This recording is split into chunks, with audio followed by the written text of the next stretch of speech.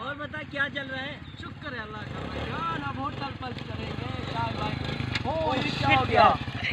Shit, petrol खत्म हो गया यार, अब क्या होगा? अब तो पेट्रोल पंप पर भी नहीं मिलेगा। क्या करें यार, क्या होगा? कोई बंदा ही नहीं दिख रहा यहाँ पर।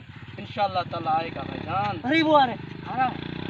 भाई साहब पेट्रोल चाहिए, भाई साहब पेट्रोल पेट्रोल।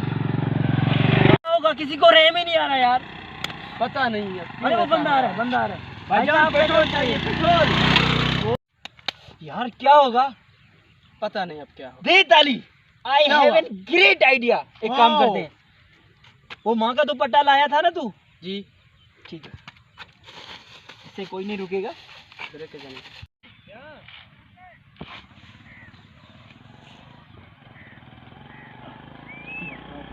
अरे भाई साहब, रुको रुको।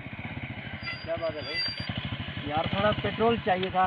वो मेरे बच्चे मेरे साथ है, अस्पताल जा रहा था यार, थोड़ा पेट्रोल चाहिए। कोई बात नहीं। कोई बोतल वगैरह है?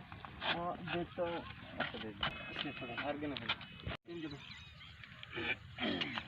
मेहरबानी भाई साहब, शुक्रिया।